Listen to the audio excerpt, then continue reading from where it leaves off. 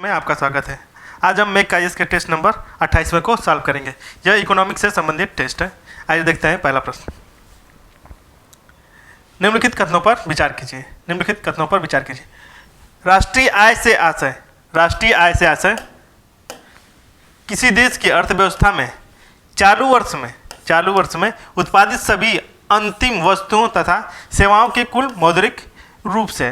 तो ये पहला कथन क्या है? सही है। दूसरा देखिए, राष्ट्रीय आय की सहायता से प्रति व्यक्ति आय, सकल घरेलू उत्पाद एवं विकास दर आदि का अनुमान लगाया जा सकता है। तो दोनों के दोनों कथन क्या है?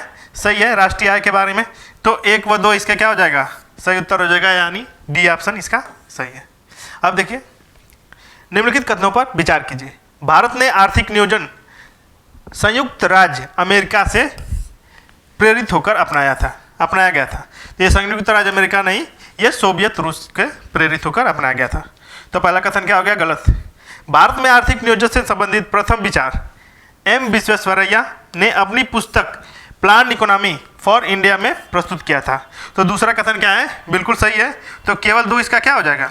सही उत्तर हो जाएगा, यानी बी ऑप्शन सही है। अब देखिए तीसरा प्रश्न। किसी देश की उत्पादन व्यवस्था में एक वर्ष में प्रवाहित होकर अंतिम उपभोक्ताओं के हाथ में पहुंचने वाली वस्तुओं एवं सेवाओं को तथा पूंजीगत वस्तुओं के स्टॉक में शुद्ध वृद्धि को राष्ट्रीय आय कहते हैं। ये उपयुक्त परिभाषा किसने दी थी? तो ये उपयुक्त परिभाषा को प्रोफेसर साइमन कुजनेट्स ने दी थी। Simon Kuznets. अब देखिए चौथा प्रश्न। राष्ट्रीय विकास परिषद के संदर्भ में निम्नलिखित कथनों पर विचार कीजिए। इसका गठन 6 अगस्त 1952 को किया गया था। तो ये कथन क्या है? सही है। 6 अगस्त 1952 को इसका गठन किया गया था। यह एक सांविधिक निकाय, ये सांविधिक निकाय नहीं, ये क्या है? कार्यकारी निकाय है। केंद्रीय गृह मंत्री इसके पदेन अध्यक्ष होते हैं। तो गृह मंत्री नहीं होते हैं, प्रधानमंत्री इसके क्या होते हैं? पदेन अध्यक्ष होते हैं। और ये क्या है? यह एक संघीय निकाय भी है। तो 1 व 4 इसका क्या है? सही है, यानी ऑप्शन ए 2 इसका क्या हो जाएगा? सही उत्तर हो जाएगा। अब देखिए, निम्नलिखित कथनों पर विचार कीजिए। भारत में राष्ट्रीय आय का अनुमान सर्वप्रथम वर्ष 1868 ईस्वी में दादा भाई नौरोजी ने लगाया था। तो पहला कथन क्या है? बिल्कुल सही है। दूसरा देखिए, भारत में आर्थिक नियोजन शुरू करने का प्रयास एम विश्वेश्वरैया ने अपनी पुस्तक प्लान इकोनॉमी फॉर इंडिया के माध्यम से किया गया था। तो दोनों के दोनों कथन क्या है? सही है। तो बी ऑप्शन क्या हो जाएगा इसका? 1 व 2 सही है। अब देखिए छठा प्रश्न। नीचे 2 वक्तव्य दिए गए हैं। एक कथन है, दूसरा कारण है। कथन क्या है? नाम मात्र जीडीपी का मूल्य वास्तविक जीडीपी के मूल्य से अधिक होता है। ये कथन क्या है? बिल्कुल सही है। नाम मात्र का जो जीडीपी का मूल्य होता है वो वास्तविक जीडीपी से मूल्य से क्या होता है? अधिक होता है। कारण देखिए, वास्तविक जीडीपी की गणना करते समय मुद्रास्फीति का आंकड़ा नाम मात्र जीडीपी से घटाया जाता है। तो कारण भी इसका क्या है? सही है। तो ए और आर दोनों सही है, और आर क्या है? ए का सही स्पष्टीकरण है। तो यानी डी ऑप्शन इसका क्या हो जाएगा? सही हो जाएगा, अर्थात डी इसका क्या है? सही उत्तर है। अब देखिए 7वां प्रश्न। राष्ट्रीय आय की गणना के संदर्भ में निम्नलिखित कथनों पर विचार कीजिए। शब्द अंतिम माल तथा उन वस्तुओं को संदर्भित करता है जिसके बाद विनिर्माण प्रक्रिया में नियोजित होने के बजाय तुरंत उपभोग किया जाता है। तो पहला कथन क्या है? इसका सही है। दूसरा, मध्यवर्ती वस्तुएं वे वस्तुएं होती हैं जिनका उपयोग विनिर्माण प्रक्रिया में किया जाता है। तो दोनों के दोनों कथन क्या है? इसके सही है, अर्थात 1 व 2 इसका क्या हो जाएगा? सही उत्तर हो जाएगा 7वां का। अब देखिए 8वां प्रश्न। निम्नलिखित में से कौन से किसी देश के संभावित जीडीपी निर्धारक का या के कारक हैं? पहला है अर्थव्यवस्था में भौतिक पूंजी का पूर्ण उपयोग। पहला क्या है? बिल्कुल सही है। अर्थव्यवस्था में भौतिक पूंजी का पूर्ण उपयोग सही है। देश में मानव संसाधन का समुचित उपयोग, यह भी क्या है? सही है। उत्पादन से जुड़े हुए विभिन्न कारकों की उच्च क्षमता, तो यह तीसरा भी क्या है? सही है। अगर राजनीति स्थिरता नहीं रहेगी तो क्या होगा? तो भी जीडीपी का निर्धारक सही रूप से नहीं हो पाएगा। तो क्या हो जाएगा? 1 2 3 4, यानी बी ऑप्शन इसका क्या है? सही हो जाएगा। अब देखिए 9वां प्रश्न, निम्नलिखित कथनों पर विचार कीजिए। व्यक्तिगत आय की गणना करते समय किसी अंतरण के भुगतान को राष्ट्रीय आय में से घटाया जाता है। तो ये घटाया नहीं, ये जोड़ा जाता है। तो क्या हो जाएगा, पहला कथन क्या है इसका, गलत हो जाएगा। दूसरा देखिए, राष्ट्रीय आय का आशय नहीं अर्थ है एक वित्तीय वर्ष में किसी राष्ट्र द्वारा उत्पादित वस्तुओं और सेवाओं का मौद्रिक मूल्य। तो दूसरा कथन क्या है इसका, सही है। तो केवल 2 इसका क्या होगा, सही उत्तर है, क्योंकि एक गलत है। अब देखिए 10वां प्रश्न, निम्नलिखित कथनों पर विचार कीजिए। सकल राष्ट्रीय उत्पाद किसी देश की आर्थिक उत्पादन के बराबर होता है जो किसी नागरिक विशेष रूप से उत्पादित करते हैं, जो उसके नागरिक विशेष रूप से उत्पादित करते हैं। तो पहला कथन क्या है इसका, बिल्कुल सही है। दूसरा देखिए, वर्तमान में भारत के सकल घरेलू उत्पाद में सेवा क्षेत्र का योगदान कितना है, 50% से अधिक। तो दोनों के दोनों कथन क्या है, सही है। तो सी ऑप्शन इसका क्या हो जाएगा, सही उत्तर हो जाएगा, 1 व 2। अब देखिए 11 नंबर प्रश्न, इसकी देखिए सकल घरेलू उत्पाद के संदर्भ में निम्नलिखित कथनों पर विचार कीजिए। इसकी गणना में गैर नागरिकों द्वारा स्थानीय रूप से उत्पन्न आय को सम्मिलित किया जाता है। इसकी गणना में गैर नागरिकों को नहीं, नागरिकों द्वारा स्थानीय रूप से उत्पन्न आय को सम्मिलित किया जाता है। तो पहला क्या होगा, पहला गलत हो गया। दूसरा देखिए, इसकी गणना में नागरिकों द्वारा विदेशों से भेजे गए प्रेषण को सम्मिलित किया जाता है। तो ये सम्मिलित नहीं किया जाता है। तो दोनों के दोनों कथन क्या है, इसको गलत हो जाएंगे। तो न तो 1 न तो 2, यानी डी ऑप्शन इसका क्या है, सही उत्तर है। अब देखिए 12वां नंबर प्रश्न, भारत में राष्ट्रीय आय की गणना कौन करता है। भारत में राष्ट्रीय आय की गणना कौन करता है, तो राष्ट्रीय सांख्यिकी कार्यालय, अर्थात बी ऑप्शन इसका क्या है, सही है। अब देखिए 13 नंबर प्रश्न, व्यक्तिगत प्रयोज्य आय के संदर्भ में निम्नलिखित कथनों पर विचार कीजिए। इससे तात्पर्य है उस धन से जो करों और अन्य दायित्वों का भुगतान करने के बाद रहता है। तो पहला कथन क्या है इसका, सही है, करों एवं अन्य दायित्वों का भुगतान करने के बाद रहता है। यह मुख्य रूप से व्यक्तियों और परिवारों द्वारा उपभोग और बचत के लिए रहता है। तो दोनों के दोनों क्या है इसके, सही है। तो 13 का ए क्या हो जाएगा, सही उत्तर हो जाएगा, 13 का ए, दोनों सही है।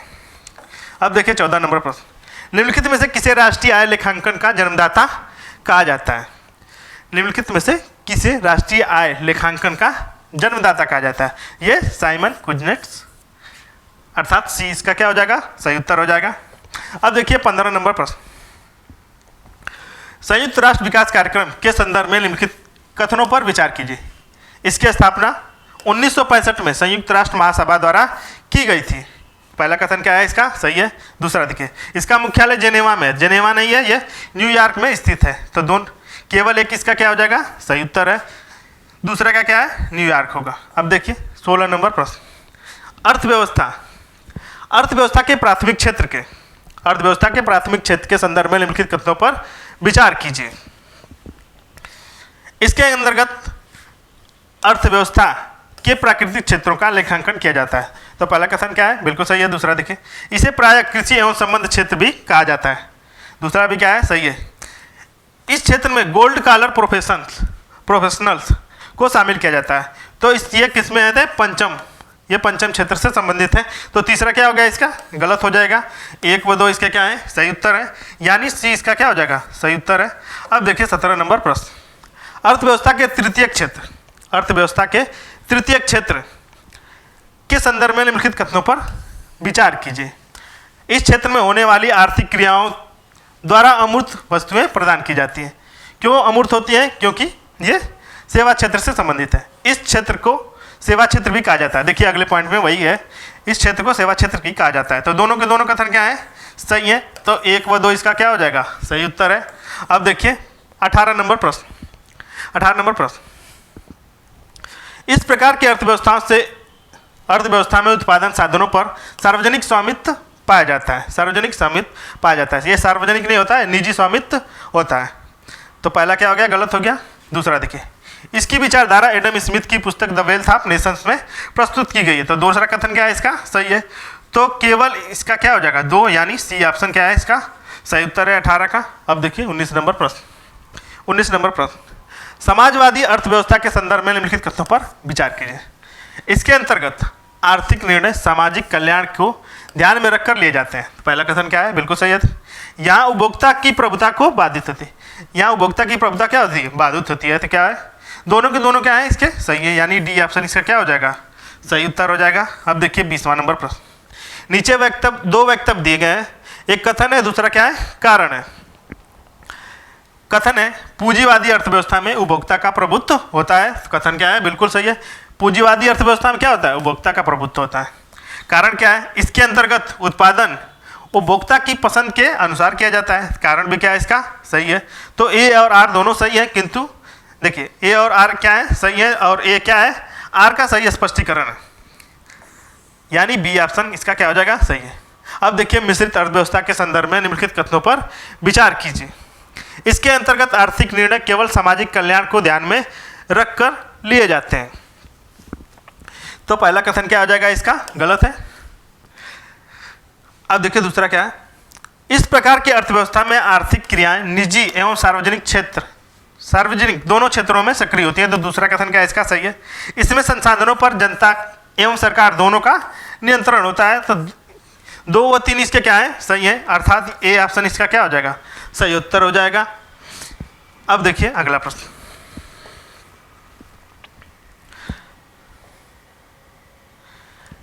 आर्थिक समृद्धि के संदर्भ में निम्नलिखित कथनों पर विचार कीजिए। 22वां नंबर प्रश्न। निम्नलिखित कथनों पर विचार कीजिए। इससे अभिप्राय है कि निश्चित समय अवधि में किसी अर्थव्यवस्था में होने वाली वास्तविक आय में वृद्धि से, इससे अभिप्राय निश्चित समय अवधि में किसी अर्थव्यवस्था में होने वाली वास्तविक आय से वृद्धि से। तो पहला कथन क्या है? आर्थिक समृद्धि से संबंधित है। पहला कथन सही है। दूसरा देखिए, यह एक अल्पकालीन प्रक्रिया है एवं निश्चित समय अवधि के लिए होने वाला परिवर्तन है। निश्चित समय अवधि के लिए होने वाला परिवर्तन है। तो दूसरा कथन भी क्या है इसका? सही है। तीसरा देखिए, आर्थिक विकास की तुलना में यह एक संकीर्ण अवधारणा है। तो तीसरा भी क्या है इसका? सही है। तो तीनों के तीनों ऑप्शन सही है, अर्थात बी इसका क्या हो जाएगा? सही उत्तर हो जाएगा। अब देखिए 23 नंबर प्रश्न। अर्थव्यवस्था के सार्वजनिक क्षेत्र के संदर्भ में निम्नलिखित कथनों पर विचार कीजिए।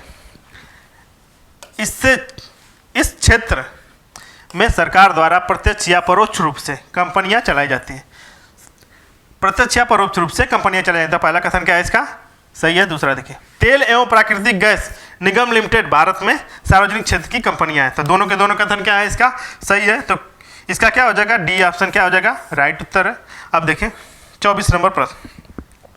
जिन निम्नलिखित कथनों पर विचार कीजिए। निम्नलिखित कथनों पर विचार कीजिए।